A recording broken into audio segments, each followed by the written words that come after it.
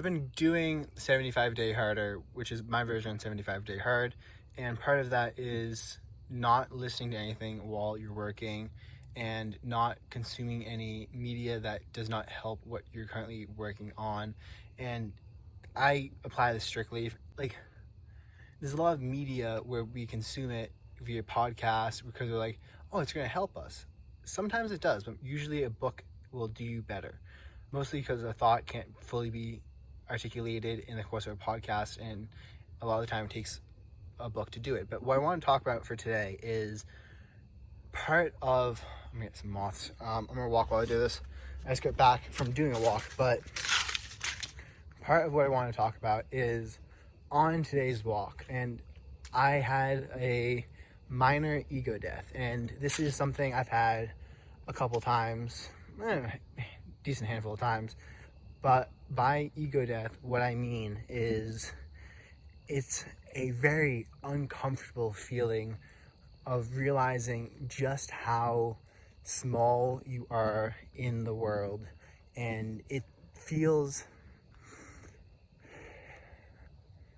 it's kind of like an anxiety, it's a rising wave of anxiety that is coming over you. And the way to combat it is to breathe and just focus on your breath while it's happening. I had one of these when I was in Europe at a jiu-jitsu camp.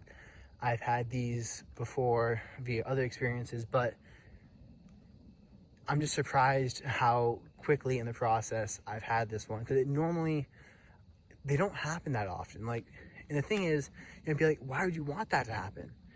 But when you breathe through it, when you get to the other side, when you sit with the feeling, and I think that's what they talk about in Way of This Pure Man, where it's like being at the edge.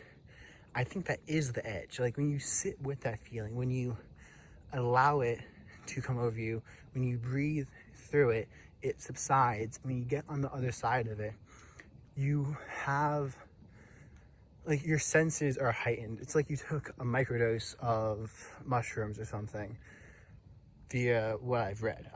But it's like you took a microdose of mushrooms, or you meditated for a very long period of time.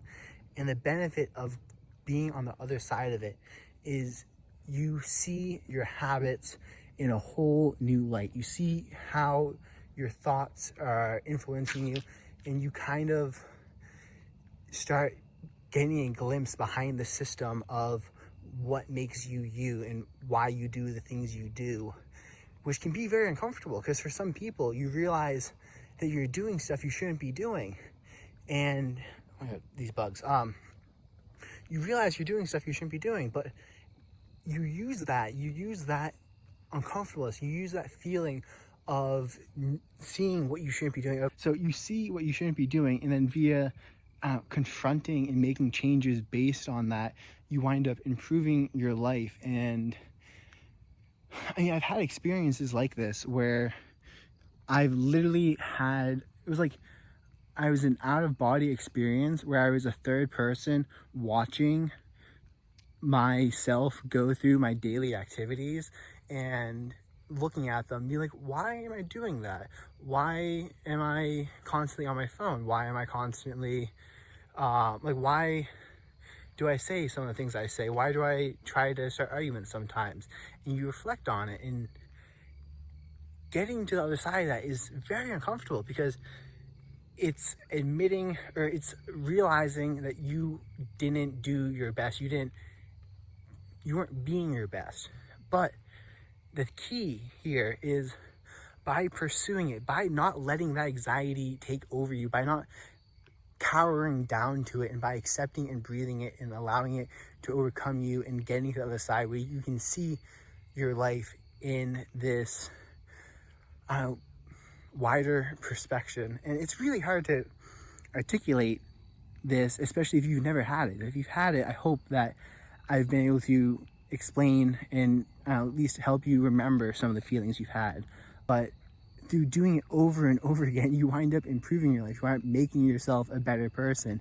And then the next time you have the feeling, you are kind of just humbled, and you look around and you're like, I'm seeing so much more of nature. You see so much more. It's crazy.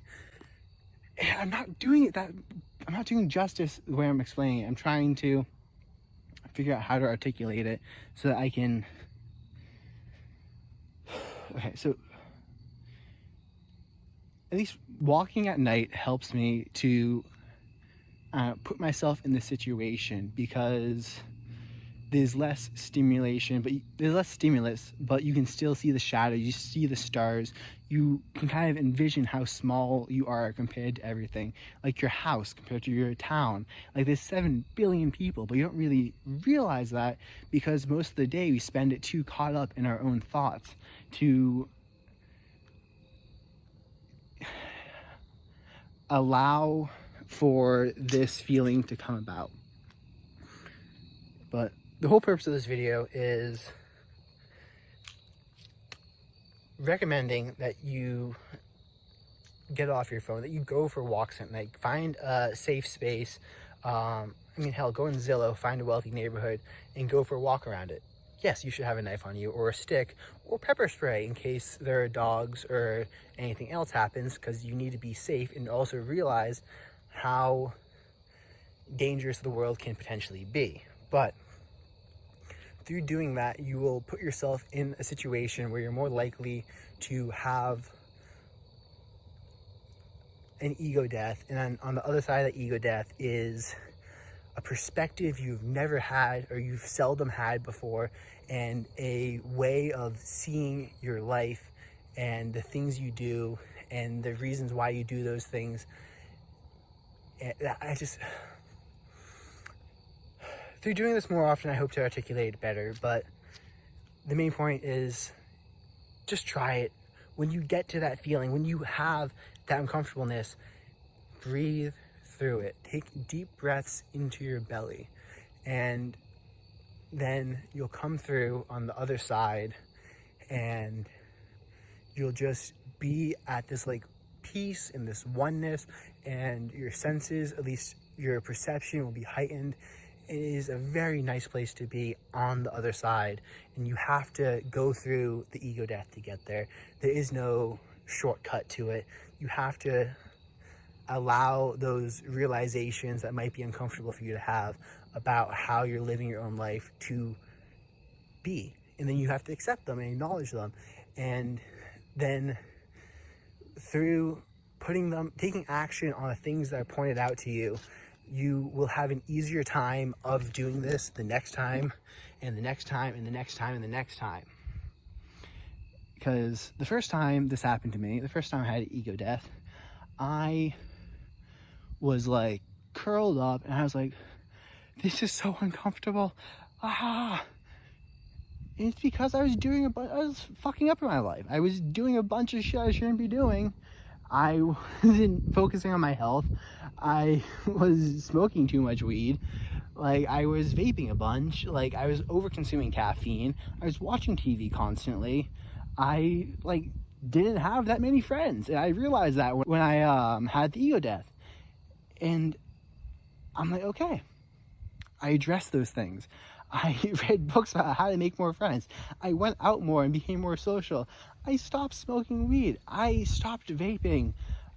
And all of those things happened because I allowed myself to breathe, and I tried to put myself in the circumstance to have the insight.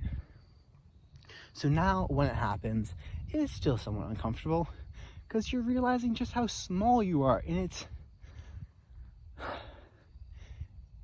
I don't know, one thing I like to do, and one thing that fills me with hope, is imagining the Vikings. The Vikings on their ship, they set out at sea in stormy conditions to go off and explore uncharted areas of the world. What do you think those people felt as they were getting tossed around by massive waves on their tiny ship, maybe never to see their families ever again? They were probably scared to crap. But you know what? They made through it. All those people that survived, that made through it, those are your ancestors. Those are our ancestors. And it's kind of like that song from, I think it's Moana. My niece loves that movie, but, well, she loves Frozen, but I'd rather watch Moana. she's talking about like the ancestors coming from far away. And I think about that. I'm like, imagine the triumphs and the difficulties that your ancestors went through. Like the Revolutionary War, they stood up to at least if you live in America and you have some ancestors that were here when they first settled, they stood up to the largest government at the time, gave them the middle finger, and said, we want to represent ourselves. And they fought for it. They fought and they won. And I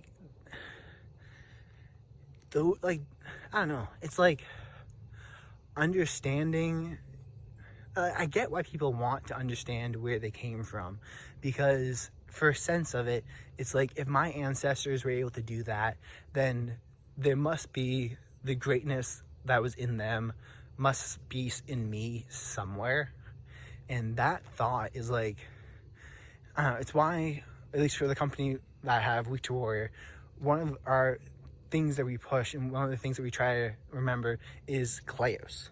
And that is the Greek word for the glory handed down from your ancestors to you. The honor that you have based off of the work your father did. And yes, if your father didn't do anything, you might not have any. You might be starting way back. But you can pass that honor, that glory down to your kids, and they will have it. And that's like, I don't know, such a beautiful thought of the struggles you go through, the things you put yourself through in order to obtain the person you want to become, and the greatness you achieve is passed down to your kids. And it's passed down in multiple ways. One of them is through the way society is going to see them being your kid. The second one is through the habits and the mannerisms that you embody, that they will pick up on when they are young, and they will start to embody themselves. And the way that you see yourself as being great, achieving greatness, they will see themselves as being that because they're your kids. So do the hard work, breathe through the uncomfortness of this. And if you made it to the end, thank you and peace out.